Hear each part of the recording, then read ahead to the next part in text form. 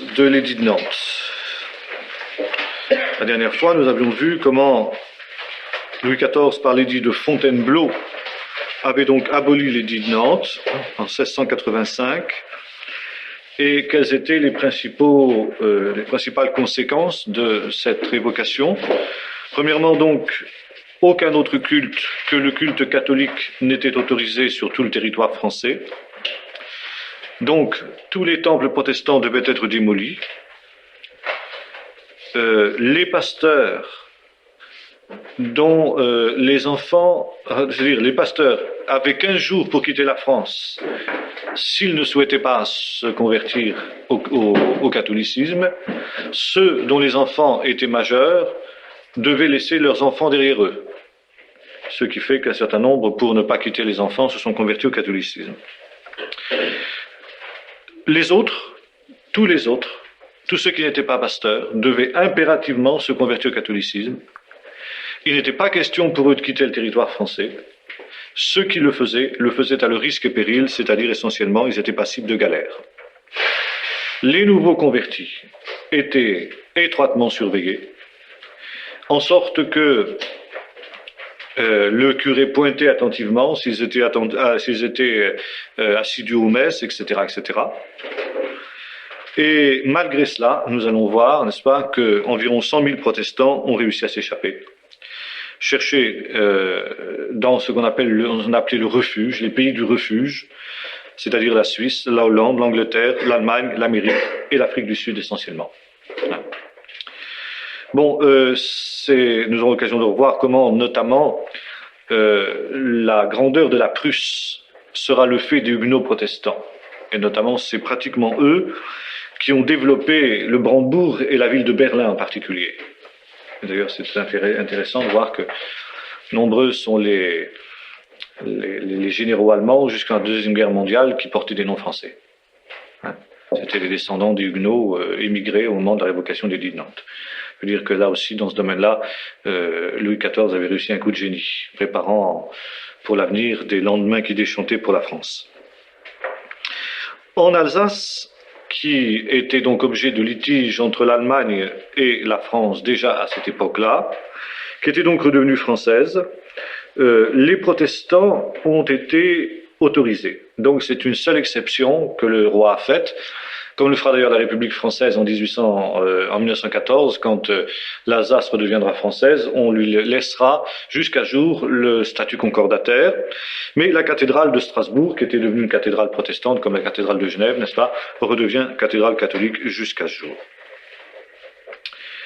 La révocation, donc, ici, prend vraiment le protestantisme au dépourvu.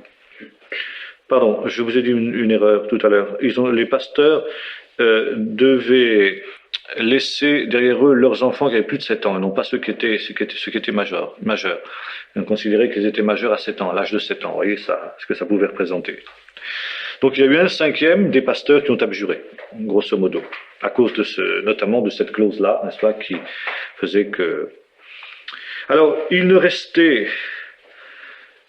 plus rien, on peut dire, même de ce qui était la base du traité de Westphalie, c'est-à-dire ce qu'on appelait la devotio privata, c'est-à-dire dans les pays où un culte était interdit, soit protestant dans les pays catholiques, soit catholique dans les pays protestants, si le culte se faisait en privé, donc dans le cadre familial, le pouvoir fermait les yeux. Même ça, Louis XIV ne l'accepte pas pour la France. Et dès cette année, il y a des dragonnades. L'année suivante, en 1686, il y a des dragonnades en Lorraine, à Metz en particulier, malgré les clauses du traité d'annexion, qui était donc une annexe du traité de Westphalie, qui prévoyait justement que dans tous les pays qui venaient d'être conquis, Alsace-Lorraine notamment, eh bien, le culte protestant resterait licite malgré l'édit de Nantes qui était entré en vigueur une année auparavant. Donc, Louis XIV n'en tient pas compte. Il viole la parole qu'il a donnée et qu'il a contresignée, et il envoie les dragons. Dragonnades, on signale en l'année 86, donc on signale des dragonnades également à Rouen, et en même temps des déportations. Les rebelles sont notamment déportés aux Antilles.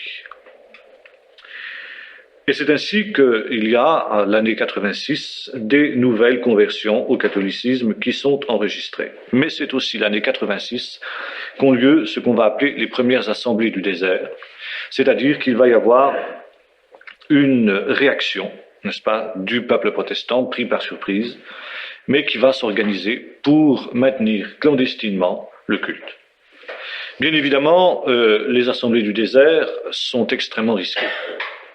Si elles sont découvertes, c'est la peine de mort pour celui qui préside le culte et des peines diverses de galère, d'emprisonnement pour les femmes dans des couvents, d'enlèvement d'enfants, voire, comme nous l'avons vu, de déportation, n'est-ce pas, qui peuvent s'abattre sur les participants à la réunion donc interdite.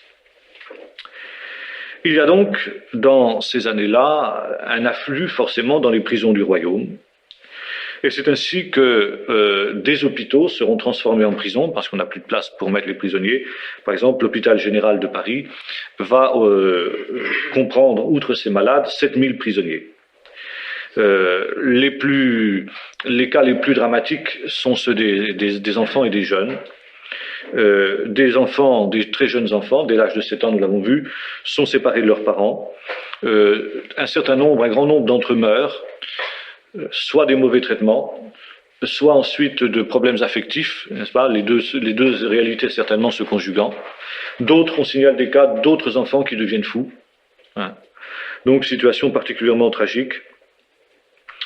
Qui est d'ailleurs le fait des religieux et des religieuses qui s'occupent de ces enfants et qui, comme le font les tortionnaires communistes, par exemple, pendant le goulag, n'est-ce pas, font tout pour briser psychiquement leurs victimes, leurs jeunes victimes. Alors, les corrections les plus dures, et quand on dit les corrections les plus dures, ça veut dire le fouet, ça veut dire le cachot, ça veut dire les privations de nourriture. Donc ces choses terribles, n'est-ce pas, peuvent alterner avec des moments où, au contraire, l'enfant est très bien traité, on lui parle avec une grande douceur, une grande gentillesse, etc. Et puis brusquement, n'est-ce pas, sans aucune explication, on repasse, n'est-ce pas, de la douceur à la rigueur, et ainsi de suite, pour complètement désorienter, déboussoler l'enfant, jusqu'à ce qu'il craque, quoi. Alors il craque soit parce qu'il se convertit, soit parce qu'il devient fou ou il meurt. Il n'y a qu'une de ces trois solutions, ou alors il y a aussi ceux qui tiennent ferme malgré tout. Alors, les enfants, donc, certains d'entre eux vont se convertir, et ils deviendront d'ardents propagandistes de la religion catholique, parfois même beaucoup plus zélés que d'autres catholiques de naissance, ayant été si bien endoctrinés. Par exemple, Fénelon, l'évêque de Cambrai, n'est-ce pas, écrivain français de grand talent, a pris en main, n'est-ce pas, des maisons où on s'occupait justement d'éduquer des enfants qui étaient revenus à la religion catholique de force, des jeunes filles aussi, n'est-ce pas. Et Fénelon, donc, lui, on doit lui rendre cette justice, c'est que lui préconisait uniquement l'usage de la douceur dans ce domaine-là. D'autres ne seront pas aussi délicats, loin s'en faut. Et alors, ce qui est le plus étonnant dans toute cette affaire, quand on voit les méthodes qui étaient employées, c'est le nombre élevé d'enfants qui résistent, d'enfants et de jeunes qui résistent, envers et contre tout, n'est-ce pas, et qui ne plient pas. C'est un bel hommage, si vous voulez, à rendre à la piété familiale, qui avait su inculquer dès le plus jeune âge dans l'esprit de ces jeunes enfants une foi authentique, qui leur a permis de résister dans des conditions, on peut imaginer ce que ça peut être pour un jeune ou pour un enfant en bas âge. Pascal, le grand philosophe, n'est-ce pas, va être particulièrement traumatisé par ce traitement des enfants en particulier. Et il aura cette remarque ironique, n'est-ce pas, disant que, somme toute, le travail de ces convertisseurs consiste à abêtir les gens. Et ça, il aura cette devise cinglante, n'est-ce pas, à l'encontre des jésuites, abêtissez-vous. Hein, ce sera son mot. Bon, il était féroce, mais il était juste. Alors, du côté protestant, la surprise passée, je disais tout à l'heure, on tente de s'organiser. Et alors, la tête du protestantisme français à cette période-là est l'avocat Claude Brousson, qui déjà était intervenu en tant qu'avocat qu'il était, il n'était pas pasteur, sinon il aurait été expulsé. En 83, déjà, donc 2 ans avant la révocation de l'édit de Nantes, Claude Brousson était intervenu devant le Parlement de Toulouse sur la base justement de l'édit de Nantes pour en dénoncer les nombreuses violations dont les protestants étaient les victimes. C'est lui qui avait proclamé et préconisé, nous l'avons vu la dernière fois, le 27 juin, de célébrer dans toute la France un culte en plein air, en Guyenne, en Poitou, en Saintonge, dans tous les pays en majorité protestante, donc on avait refusé. Mais le Sud, le Dauphiné, le Vivarais, les Cévennes avaient donc répondu à cet appel de Brousson. Nous avons vu comment ça s'était assez mal passé. Et Brousson donc préconisait de former un christianisme, un protestantisme clandestin, ce qu'il appelait le camp de l'Éternel. Et il préconisait même éventuellement une révolte armée de plusieurs milliers d'hommes qui étaient destinés à militer contre l'oppression résistant par les armes. Il faudra attendre quelques années pour que les thèses de Brousson donc soient mises en application, et en effet, quelques années plus tard, au début du siècle suivant, cela donnera lieu justement à la révolte armée dans les Cévennes. À Bordeaux, la confrontation entre huguenots et armés déjà à ce moment-là, et soldats du roi, tourne au massacre et conduit à une terrible répression de la part des troupes royales. Claude Brousson est obligé de s'enfuir, il se réfugie en Hollande, et là, il va comparer les protestants à Israël. À Israël persécuté, Israël à la fois en Égypte et à Israël sous l'exil de Babylone. Donc, comme préparation de l'édit de Nantes, de la révocation de l'édit de Nantes, nous avons vu que l'année 85 avait vu des dragonnades, notamment en Béarn. Puis à nouveau en août, en Poitou, La Rochelle, l'île de Ré, en Normandie, en Guyenne et dans les Cévennes. La révocation d'édit de Nantes a été bien accueillie, n'est-ce pas, dans les pays d'Europe, dans les pays catholiques en particulier. C'est quelque chose qui a été bien vu forcément en Italie, où le pape a chaudement félicité le roi Soleil, n'est-ce pas, défenseur de la foi chrétienne, ce qui a un peu d'ailleurs atténué les rapports tendus entre Louis XIV et le pape pour cause de gallicanisme, comme on l'a vu la dernière fois. Maintenant, bien qu'officiellement il n'y ait plus de protestants dans le royaume, il faut très, très vite se rendre compte de l'évidence, c'est que les protestants continuent à exister. Il existe, comme on le dit à cette époque-là, des opiniâtres. Et pour amener les opiniâtres à la raison, on emploie toutes sortes de mesures. Bien entendu, tout le monde n'assiste pas, ou du moins tout le monde ne se fait pas prendre aux assemblées du désert. Mais la plupart des gens pratiquent justement la dévotio privata, la dévotion privée. On ferme soigneusement toutes les portes. On poste un enfant de garde avec un signal pour avertir si jamais les dragons arrivaient.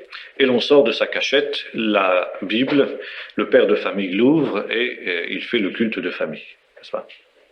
Bon, il est assez difficile, entre guillemets, de pincer des gens qui pratiquent ce genre de culte privé, à moins qu'ils ne soient dénoncés, bien évidemment, par des voisins malveillants qui en auraient eu vent. Mais on sait que ça existe. Et comme, somme toute, il est difficile parfois de prendre les gens sur le fait parce que, eh bien, on a des subterfuges, n'est-ce pas? L'enfant signale que les dragons arrivent, et quand les soldats arrivent, la maréchaussée arrive, eh bien, ils trouvent chacun vacant paisiblement à ses affaires, quoi. On cherche partout, on trouve pas de Bible, on trouve aucun livre de cantique, rien qui soit prohibé, etc. Qu'est-ce que vous voulez? On peut rien faire. On sait que ça se pratique. Alors qu'est-ce qu'on fait? On enlève les enfants.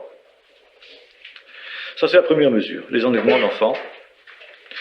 Or, les enlèvements d'enfants vont avoir une conséquence imprévue pour le pouvoir royal, c'est que ces pratiques vont encourager les opiniâtres, comme on les appelle, à fuir le royaume à leurs risques et périls. Plutôt que de voir leurs enfants leur être enlevés, eh bien, ils préfèrent tenter le tout pour le tout et quitter le royaume. Et c'est ainsi que le royaume de France, malgré les interdictions royales, va connaître, dans les années qui vont suivre la révocation de l'édit de Nantes, pratiquement jusqu'à la veille de la Révolution française, une véritable hémorragie de protestants. Hémorragie qui aura des conséquences extrêmement graves pour l'économie française et pour la grandeur de la France, un peu comme l'expulsion des Juifs d'Espagne en 1492 avait marqué le déclin de la puissance espagnole. Le processus est absolument comparable. Il y aura donc, sur 1 million de protestants que comptait le royaume de France avant la révocation de l'édit de Nantes, il y aura environ 200 000 défections. 200 000 protestants qui vont quitter le royaume, donc jusqu'à la moitié du 18e environ. C'est à Pâques 86 qu'on assiste aux premières rébellions de protestants. Nombre d'entre eux refusent de communier. Or, vous savez que Pâques, c'est le moment privilégié pour la piété catholique où on est obligé de communier. Faire ses Pâques, n'est-ce pas, c'est le minimum, n'est-ce pas? Celui qui veut être quand même considéré comme catholique doit faire ses Pâques. Mais les protestants refusent, un certain nombre d'entre eux, prétextant que la messe n'est rien d'autre que la marque de la bête. Voyez-vous, la radicalisation des positions. La marque de la bête, ça veut dire l'Église catholique et l'Antichrist, la prostituée, etc. Et donc participer à la messe, c'est prendre sur soi la marque de la bête. Alors, devant ces marques de rébellion, les évêques du Languedoc en particulier, les évêques du Midi, préconisent rien moins qu'une nouvelle croisade comme celle qui avait si bien marché contre les Albigeois au XIIe siècle. Et ils appellent une véritable croisade, n'est-ce pas, le pape, les puissances protestantes. Bon, Louis XIV ne va pas jusque-là quand même, mais il va choisir, notamment pour le Languedoc, un intendant qui aura une poigne de fer, qui est le tristement célèbre Baville, dont nous aurons l'occasion de reparler, et qui est efficacement secondé dans son travail répressif par l'abbé Duchesla de sinistre mémoire. Selon Baville, il y aurait 200 000 opiniâtres en Languedoc. Baville fait un recensement approximatif qu'il envoie au roi, et il estime à peu près à ce nombre-là le nombre des opiniâtres. Il est certain que le Languedoc peut en comprendre davantage encore. Je pense que Baville a sous-estimé le nombre.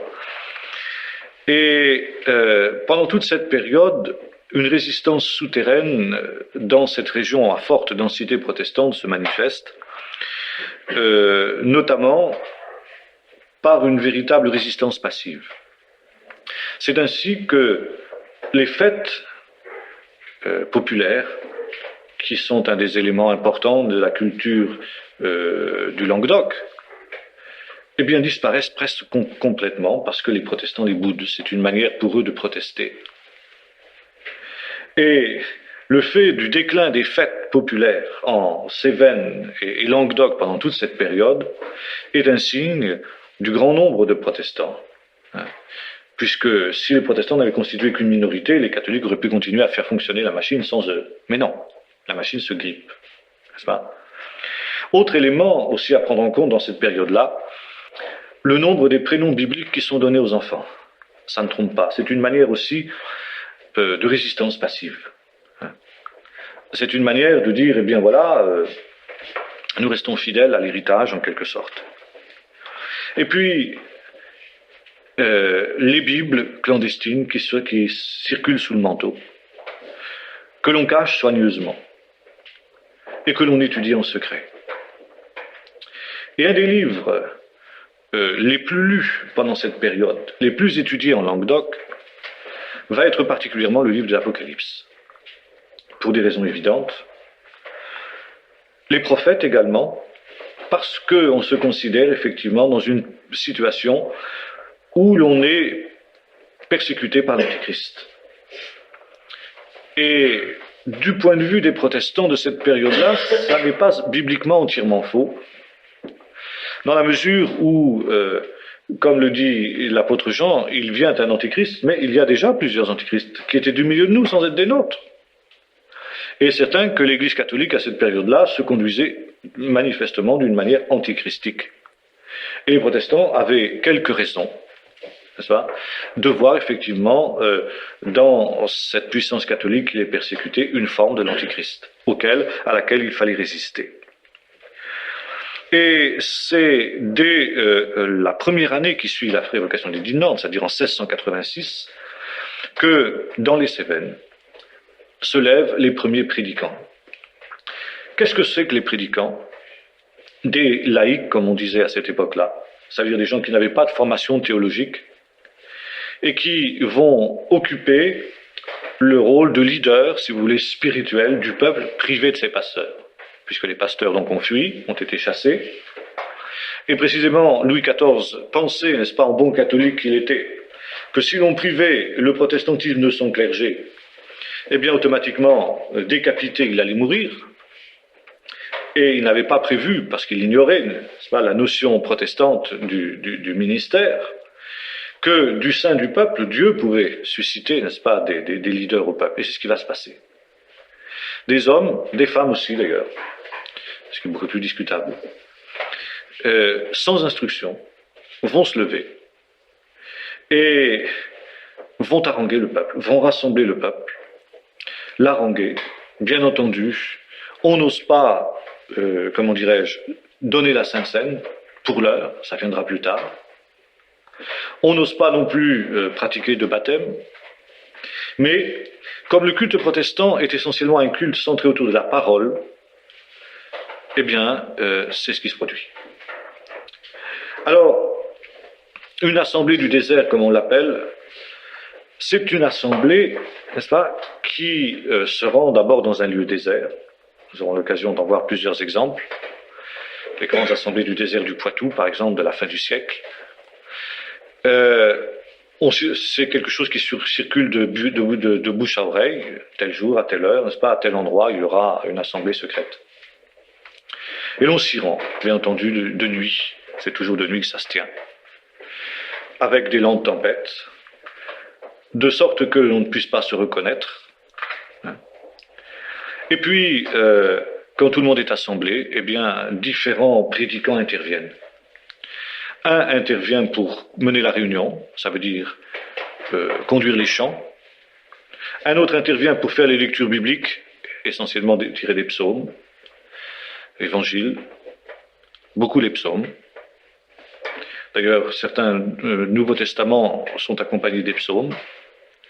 Et puis ensuite, le plus doué d'entre eux, celui qui est capable de le faire, n'est-ce pas, prêche la parole. Et puis quand c'est terminé, on prie, n'est-ce pas? Différents prédicants conduisent les prières, donc c'est quelque chose qui se fait en équipe, si vous voulez. Et puis la bénédiction finale permet à chacun de rentrer chez soi, ni vu ni connu en principe. Et même si des dragons du roi, des envoyés du roi, des espions ou même des voisins mal intentionnés sont dans la foule, que si vous voulez, la nuit tous les chats sont gris, n'est-ce pas? On ne peut pas reconnaître le visage des uns et des autres, on ne peut pas savoir qui est qui n'est pas. Alors c'est le désert. Désert parce que c'est un lieu désert d'abord, surtout en Cévennes, mais désert pour une autre raison, parce que c'est une réalité spirituelle. Le peuple d'Israël avait passé 40 ans dans le désert, en route vers la terre promise. Et Brousson, nous l'avons vu, avait été le premier à faire le parallèle entre le peuple protestant persécuté et le peuple d'Israël. Le désert aussi parce que dans le livre du prophète Osée, il est dit, eh bien, c'est pourquoi je l'attirerai au désert et je parlerai à son cœur. Et c'est un des thèmes des prédications des prédicants. Les prédicants disent ceci. En gros, mes frères, Ce qui se passe, la terrible persécution à laquelle nous sommes confrontés, c'est le juste châtiment de Dieu pour nos péchés. Nous avons été tièdes, nous avons négligé nos devoirs spirituels, ce qui n'est pas sans fondement. Nous l'avons vu dans les années qui avaient précédé l'édit de Nantes, c'est vrai qu'il y avait un relâchement spirituel. Et disent les prédicants, le Seigneur a permis cette terrible épreuve pour que nous nous reprenions, pour que nous nous ressaisissions. Et de la même manière que le peuple d'Israël qui était allé vers les Baals et les Astartés, et quand les prédicants parlaient des Baals et des Astartés, n'est-ce pas, de la prostitution spirituelle que dénonçait le prophète Osée, ils parlaient de choses très concrètes.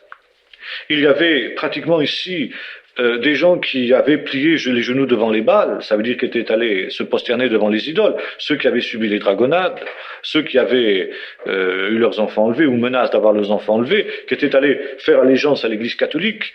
Pour eux, c'était ça, c'était une prostitution spirituelle, c'était être allé se prosterner devant les Baals et les Astartés.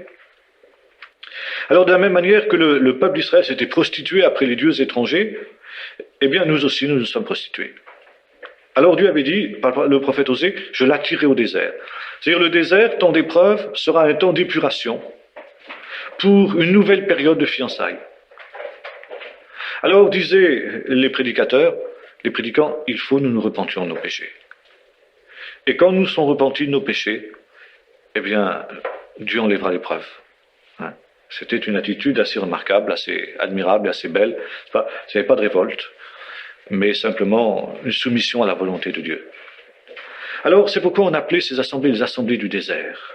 Les assemblées qui étaient l'épreuve, n'est-ce pas? Parce qu'il est écrit, je l'attirerai au désert. Et puis, il y avait un troisième texte qui était sous-jacent, n'est-ce pas, à cette notion des assemblées du désert. C'était le texte de l'Apocalypse, où il est question de la femme qui est poursuivie par le dragon, vous vous souvenez, dans le chapitre 12 de l'Apocalypse, et qui s'enfuit au désert pour y être nourrie un temps, des temps et la moitié d'un temps, donc non plus cette fois-ci comme une épreuve, mais comme une protection. Et puis aussi, il y avait, n'est-ce pas, l'image de la foule qui suivait Jésus au désert, pour y être nourrie par lui avec les pains et les poissons qui se multipliaient. Et c'est pourquoi le désert, c'était tout ça, dans la pensée des Huguenots, n'est-ce pas, de la période qui a suivi la révocation de l'édit de Nantes. Alors,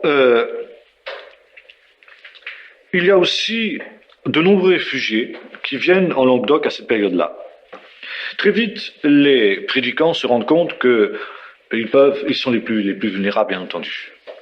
Le prédicant, il a un endroit visible, il est éclairé quand même, on est obligé de l'éclairer par des lanternes, et il risque la mort. Tous ceux qui interviennent risquent la mort. Celui qui fait chanter, celui qui lit les psaumes, celui qui dirige les prières, risque la mort, il n'y a pas de problème. Et très vite, on comprend qu'il faut protéger le prédicant.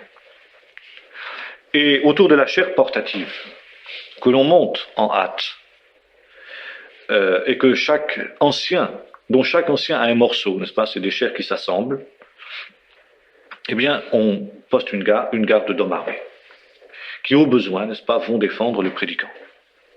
Il est inutile de dire que résistance à main armée, en face de l'autorité, dans des conditions de ce type-là, ça vous conduit aussi au bûcher ou à la roue, exactement comme le prédicant. Mais enfin, ça permet éventuellement au prédicant de fuir et d'échapper ainsi à son destin.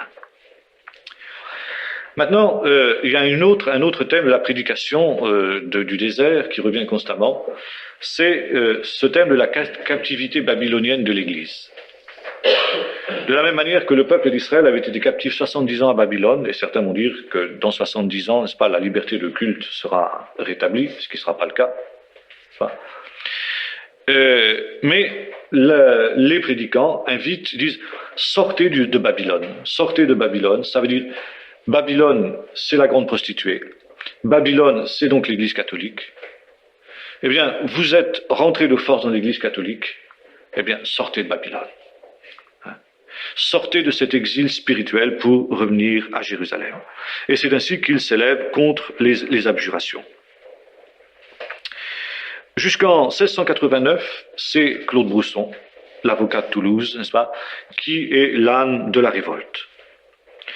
Maintenant, les protestants, et Brousson notamment, voit un éventuel libérateur possible.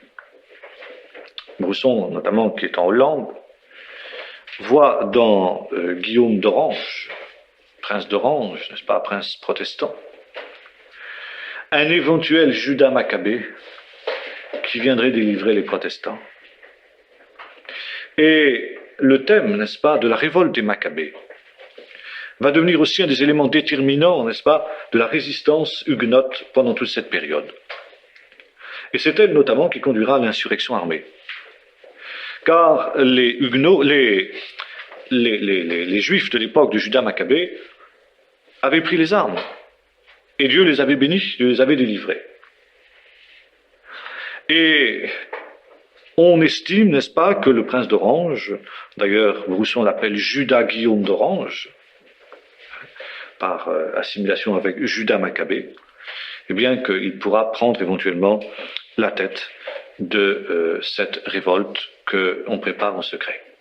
Brousson, lui, n'encourage pas d'aller jusque-là. C'est un pacifiste et il préconise une résistance non violente, mais une résistance quand même.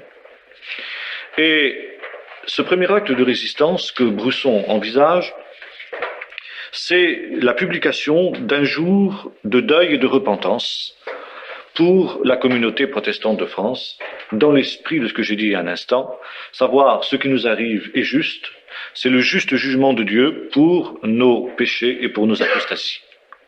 Par conséquent, il faut nous repentir. Et c'est lui, à cette occasion de cette journée de deuil et de repentance, qui emploie l'image de la femme au désert. Le but, et Brousson se rend bien compte qu'en fin de compte, n'est-ce pas, cet appel aboutira à une résistance armée, et déjà un certain nombre de gens pensent à prendre les armes, et il faudra attendre 1692 pour que le premier prédicant prenne les armes. Il s'agira de Vivent, n'est-ce pas, qui surprit les armes à la main le 27 février 1692 et qui évidemment terminera sur la roue. Brousson, pour l'heure, préconise une résistance spirituelle, nous l'avons vu, et sur les conseils de Brousson, malgré des tentatives sporadiques de résistance armée, les habitants du Languedoc restent quoi? C'est une mauvaise politique. Devant leur non-résistance violente, en tout cas, les forces royales font redoubler la persécution. En 1696, Brousson, qui est en Languedoc, qui est revenu en Languedoc, est capturé. Il parvient néanmoins à s'enfuir de nouveau, n'est-ce pas? Et il retourne en Hollande. Mais en Hollande, il ne tient pas. Il ne supporte pas d'être loin, n'est-ce pas, de ceux qui sont dans la tourmente, qui sont dans la fournaise, alors que lui est à l'abri. Et quelque temps plus tard, il retourne en Languedoc, n'est-ce pas, pour animer, en quelque sorte, cette résistance qui s'y introduit là-bas. C'est le 28 mars 1698 qu'il revient en Languedoc. Il ne sera pas là longtemps, puisque en octobre de la même année, il est à nouveau capturé. Il est traduit devant l'intendant Baville, qui le condamne à mort, et le 9 novembre de l'année 1698, il est roué vif sur la grande place de Nîmes, ce qui va alors provoquer des troubles extrêmement importants, car à nouveau, les protestants ont l'impression d'être décapités pour la deuxième fois, et au moment de l'exécution de Claude Brousson, eh bien, des troubles éclatent dans tout le Languedoc. La répression de Baville est sanglante, et il fait arrêter 70 meneurs qui sont à leur tour roués vifs ou pendus. Parmi ces 70-là, 5 femmes. Le pouvoir catholique s'imagine qu'il suffira d'attendre et que la deuxième génération, n'est-ce pas, sera composée de bons catholiques. C'était manifestement une erreur de calcul, car la deuxième génération va devenir encore plus huguenote que la précédente. La deuxième génération, c'est-à-dire qui sont encore des enfants et des jeunes à cette période-là, regardent sans comprendre ce qui se passe. Ils voient leurs parents qui leur enseignent la vérité, la droiture, le non-parjure, la franchise, etc. Toutes les valeurs tirées de l'Évangile, qu'ils lisent pieusement, n'est-ce pas, soir après soir, dans les dévotions familiales secrètes. Hein. Ils voient ces mêmes parents qui leur ont enseigné ces choses aller le dimanche à l'église catholique, se prosterner devant les statues, faire les genuflexions qui sont prescrites, n'est-ce pas? Et ce sont ces mêmes parents qui ensuite leur disent en rentrant de l'église, où ils les ont envoyés au catéchisme, ils se faire catéchiser comme les autres, n'est-ce pas? Ce sont ces mêmes parents qui leur disent tout ce que l'on vient de vous apprendre là-bas, le curé, c'est sans valeur. Alors les enfants ne comprennent pas. C'est-à-dire qu'ils voient leurs parents dans une forme d'hypocrisie qui les révolte. Et on cite des cas, n'est-ce pas? Ce sera notamment le cas de gens qui viendront à la génération suivante, les incarnations de la révolte armée, n'est-ce pas? D'enfants qui se révoltent dès leur plus jeune âge, 7 ans, 8 ans, l'âge du catéchisme, n'est-ce pas? Et qui refusent de communier, qui refusent de faire les prières demandées, n'est-ce pas? Alors le curé les bat, les traîne, n'est-ce pas? Ils se laissent faire, mais ils ne prient pas. Les enfants qui sont animés à cette époque-là d'une détermination, n'est-ce pas, qui est étonnante vu leur jeune âge. Hein. Ils sont les colibés de tous, n'est-ce pas, de leurs camarades, mais ils ne prient pas. Et alors, ces enfants qui vont devenir jeunes, ils ne sont pas tous comme ça, bien sûr. Hein. La plupart, fait ce qu'on leur dit de faire, surtout que les parents les encouragent, disent quand même, fais un minimum, quoi. Mais ils le font avec une mauvaise conscience terrible. Et puis, quand ils entendent les prédicants au désert, leur parler de sortir de Babylone, etc., d'aller au désert et tout ça. Alors, c'est pour eux un dilemme de conscience terrible. Un petit peu comme les marranes d'ailleurs. Hein. Là aussi, on peut pousser à nouveau le parallèle. Et c'est cette génération-là qui, arrivée à l'âge adulte, à l'âge d'homme, diront bien, nous n'acceptons plus le double jeu. Et pour pouvoir vivre notre foi, eh bien, s'il le faut, nous prendrons les armes. Et bien loin, justement, d'apaiser le problème, le calcul des catholiques et du pouvoir royal va se révéler complètement erroné.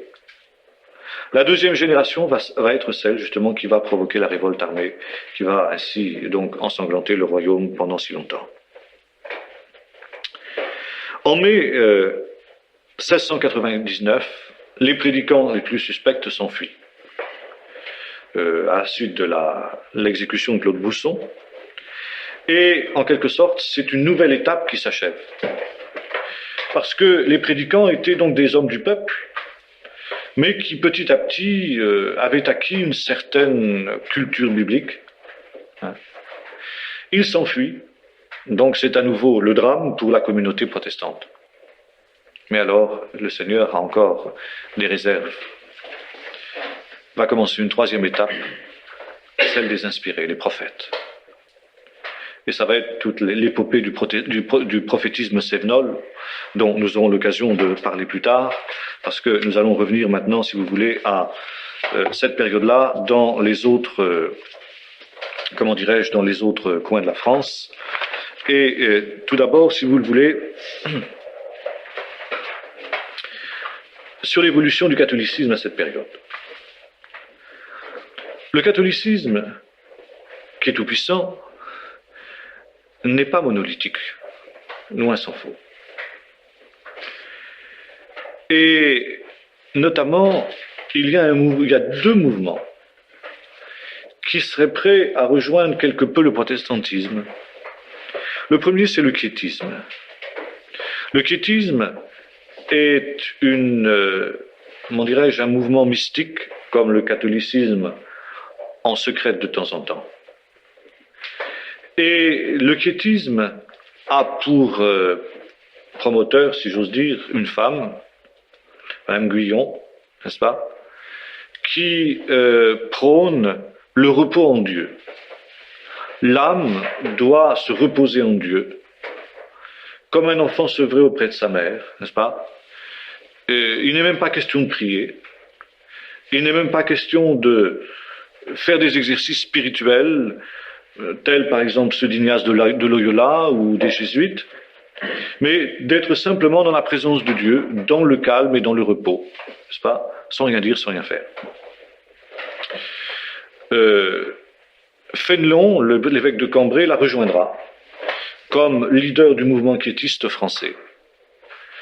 Et il y aura entre elle et Fénelon un échange de correspondance sur ces sujets spirituels-là.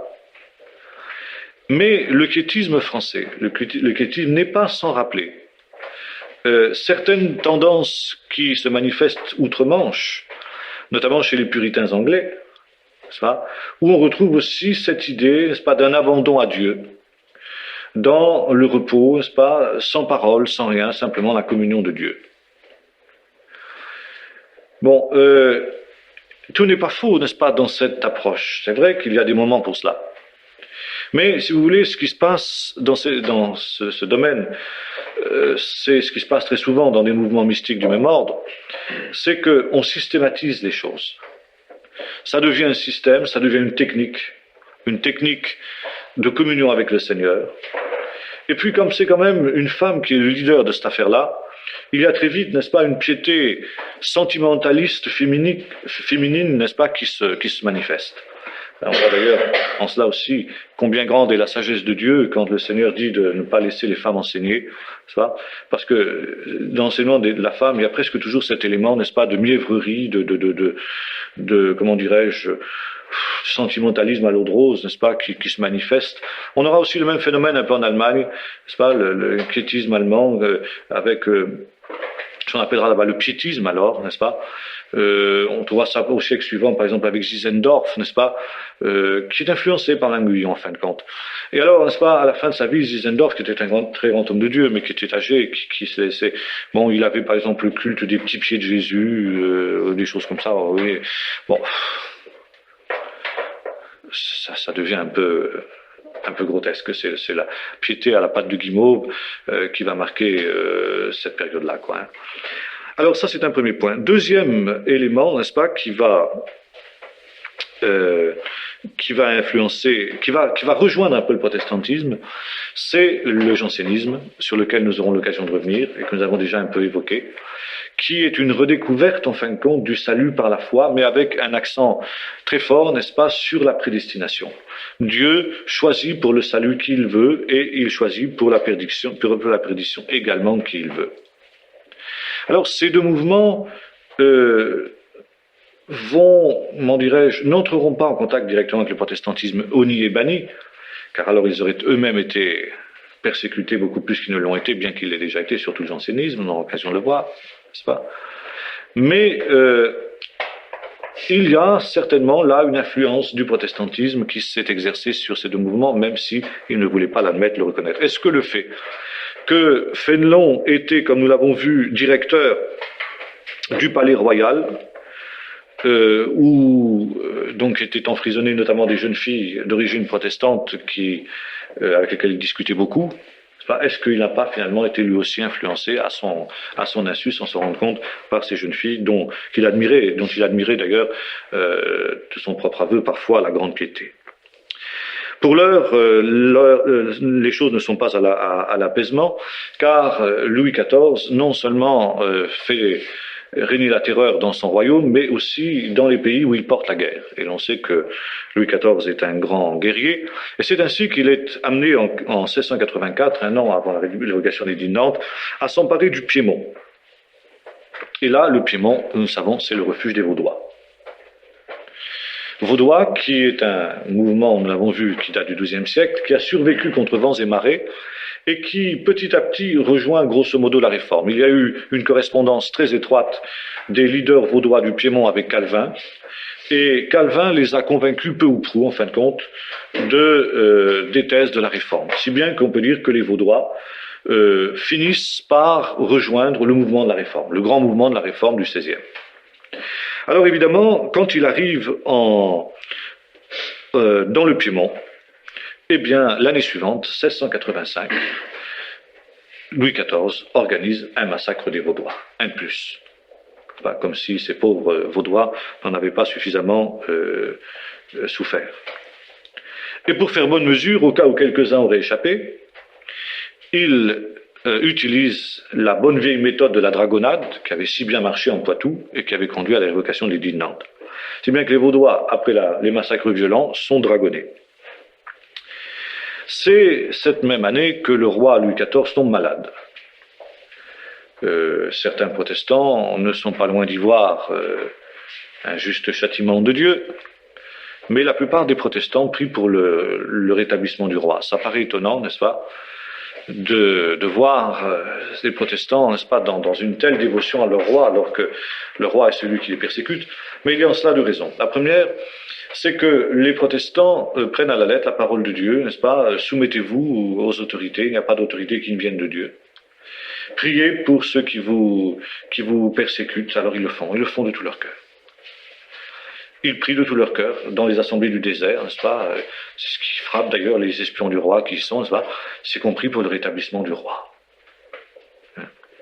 Et puis deuxièmement, il y a une autre raison pour laquelle les protestants, c'est pas une feinte, n'est-ce pas? C'est pas quelque chose, c'est pas un acte d'hypocrisie de leur part du tout.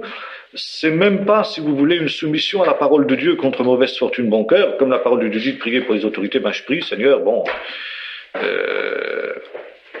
ils se forcent pas à prier pour le roi, c'est spontané. Ils ont de l'estime, ils ont même de l'affection pour le roi. Ça paraît incroyable. Pourquoi? Eh bien, parce qu'il y a cette conviction que le bon roi, comme il l'appelle, n'est pas au courant. Qu'il est mal conseillé et qu'on lui dépeint des protestants une figure qui n'est pas juste. On les présente au roi comme des rebelles, on les présente comme des gens qui sont insoumis, etc. Mais si le roi voulait bien prendre la peine d'enquêter par lui-même, si nos chefs, nos représentants, disent les protestants, pouvaient aller s'expliquer de vive voix devant le roi, s'ils pouvaient avoir une entrevue avec lui, lui expliquer les choses vraiment,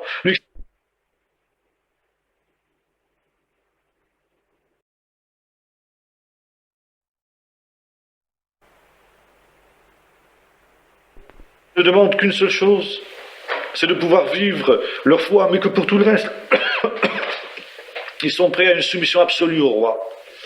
Ils sont prêts à mourir pour le roi. Ils sont prêts à verser leur sang sur le champ de bataille si le roi le leur demande. Alors le roi, certainement, eh bien, rétablirait l'édit de Nantes, quoi. Ils vivent dans l'illusion la plus complète. S'imaginant pas qu'un seul instant, que l'initiative vient de Louis XIV lui-même. Ils sont une bête noire. C'est vrai, les protestants, c'est Louvois. Louvois qui, lui, effectivement, règne pendant la maladie du roi et qui continue notamment à persécuter les malheureux Vaudois. Et il y a un épisode particulièrement dramatique qui a été d'ailleurs représenté par des peintres, n'est-ce pas, où, sur l'ordre de Louvois, un certain nombre de Vaudois qui ont été pris dans des assemblées secrètes sont amenés au sommet d'un ravin, n'est-ce pas? Et là, on leur donne le choix entre la conversion, n'est-ce pas, ou on les précipite dans un ravin. Et plusieurs centaines de Vaudois, donc, préfèrent la mort plutôt que de se convertir. En cette même année-là, un premier prophète, c'est en 1691, que commencent les premières manifestations de l'esprit prophétique qui va secouer le Languedoc, avec justement Vivens, n'est-ce pas, qui arrive en Languedoc cette même année-là, et qui a écrit un livre. Ce livre s'appelle, c'est tout un programme, L'accomplissement des prophéties et la délivrance prochaine de l'Église. C'est-à-dire qu'on a fait l'assimilation, toujours que la faute classique dans ce domaine-là, n'est-ce pas? L'Église a remplacé Israël, l'Église est le virus Israël, le véritable Israël. Donc toutes les prophéties de l'Ancien Testament s'appliquent à l'Église. Et l'Église, qu'est-ce que c'est l'Église? Ben, c'est eux, c'est les protestants. Mais pas l'Église catholique, bien évidemment. L'Église catholique, c'est la prostituée. Eux, ils sont l'épouse. Hein? Donc, on étudie les prophéties pour justement comprendre comment Dieu va intervenir pour délivrer son Israël fidèle. Et alors, donc, on calcule, en particulier à partir des nombres de Daniel, vous savez, prophétie de Daniel.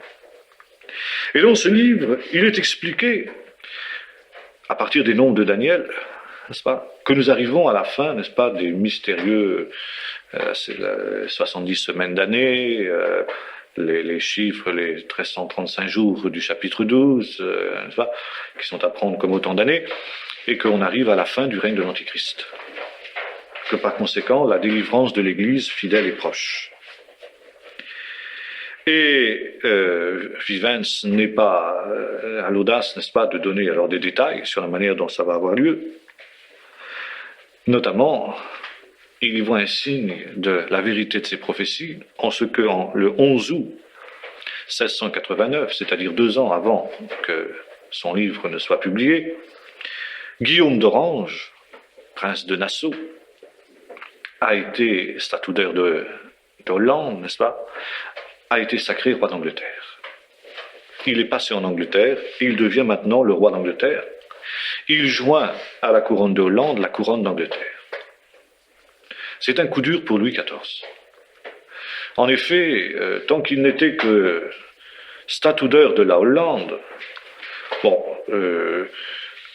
Guillaume d'Orange pouvait mettre en péril les conquêtes du roi Louis XIV dans les Flandres. Mais il ne pouvait pas menacer l'hégémonie française sur l'Europe. À partir du moment où il devient roi d'Angleterre, qui est une des principales puissances d'Europe, qui plus est puissance protestante, eh bien, c'est presque un encerclement par le nord qui se fait par l'intermédiaire de la France. Et si, il y a à l'intérieur de la France un peuple qui se révolte, un peuple protestant qui se révolte à main armée, qui tend la main à Guillaume d'Orange, qui tend la main à l'Angleterre et à la Hollande, qui tend la main également à la Suisse, à la Prusse en formation, eh bien, Louis XIV peut se trouver dans une situation extrêmement difficile. Et tel est le rêve, justement, des chefs protestants. Déjà, n'est-ce pas, depuis l'époque de Brousson, il y a des contacts avec la communauté protestante et puis Guillaume d'Orange. Et on se met à espérer que Guillaume d'Orange va voler au secours des protestants français s'ils se révoltent.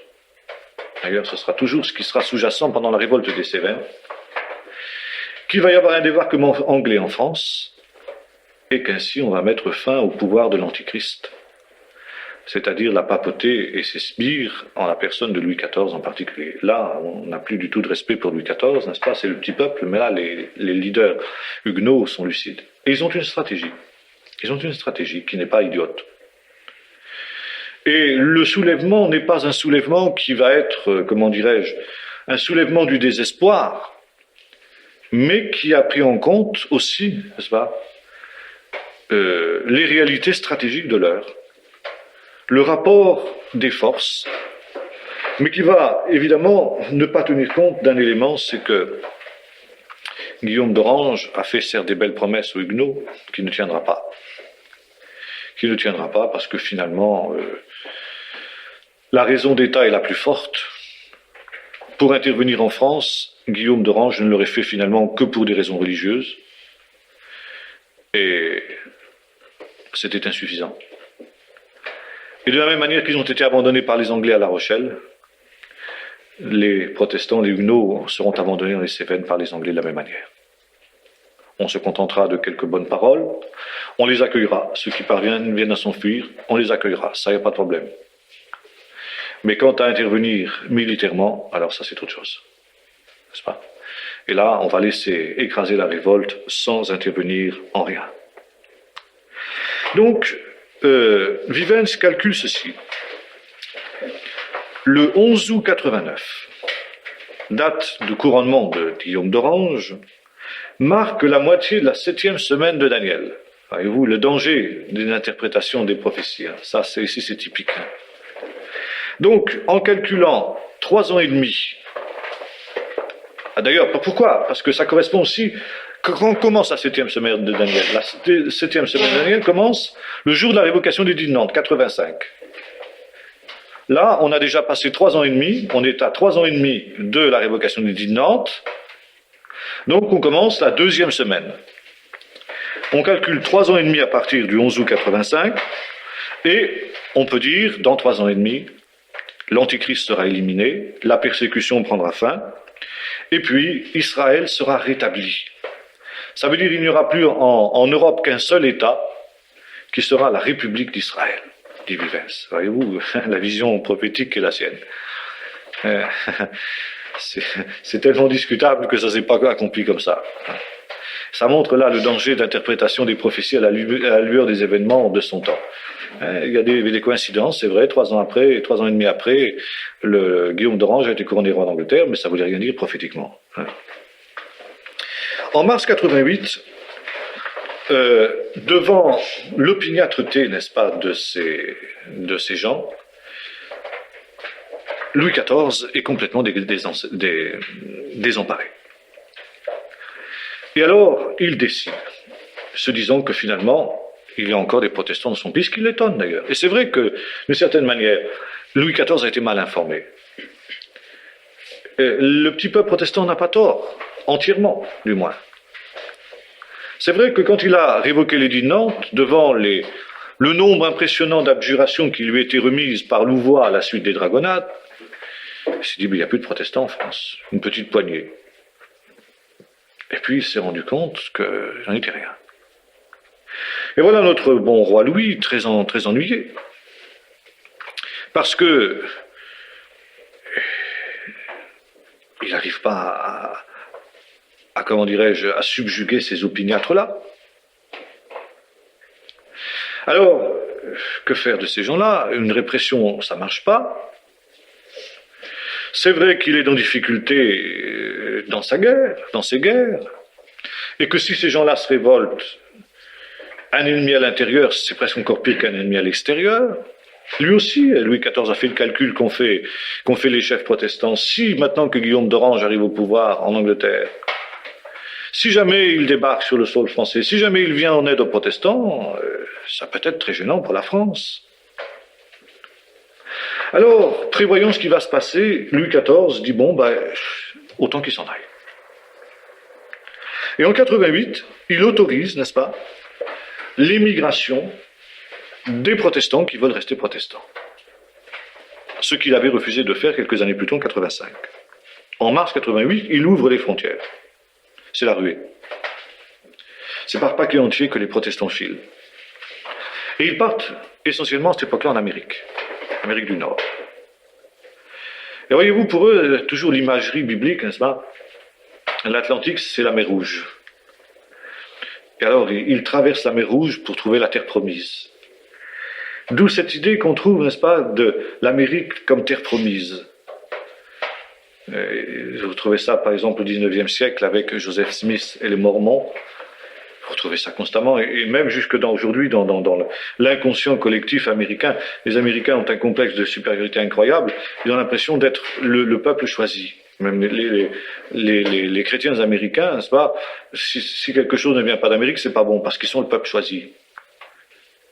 L'Amérique, c'est la terre promise. Ça vient de là. Ça vient de là. Ça vient de ce que tous les persécutés d'Europe, eh bien, se sont retrouvés en Amérique avec cette notion que là, il y avait une nouvelle vie qui se commençait pour eux. Alors on traverse la mer Rouge, l'Atlantique. C'était un petit peu plus large que la mer Rouge quand même. Mais enfin, ça fait rien. Elle ne s'ouvre pas miraculeusement. On traverse en bateau, mais on la traverse. Et on arrive en Amérique, justement dans la terre promise.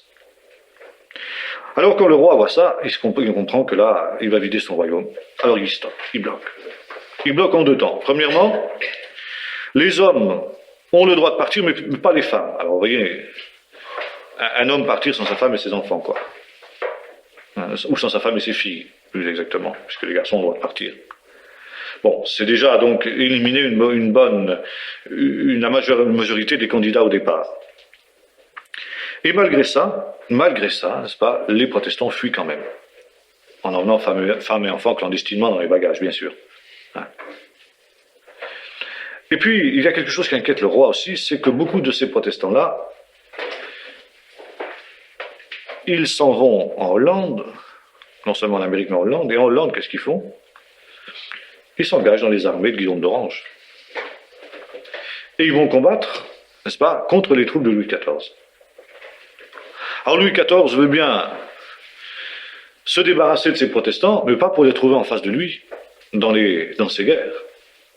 Alors il bloque.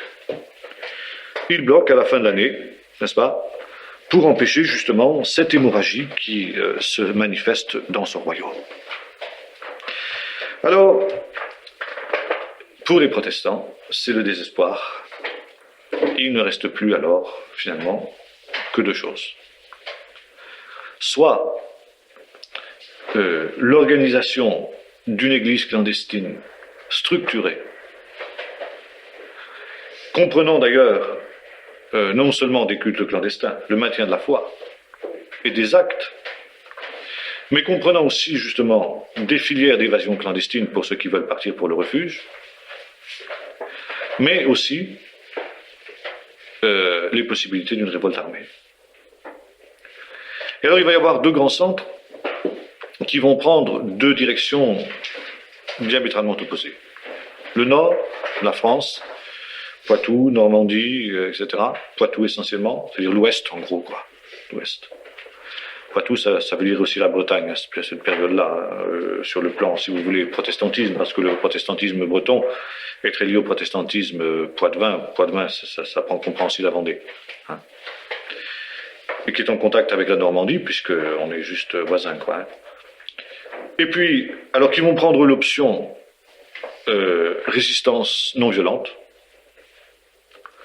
et le Languedoc, Cévennes, Vivarais, Dauphiné, etc., qui lui va prendre l'option de la révolte armée. Et la prochaine fois, si vous voulez, on verra ces deux types de résistance.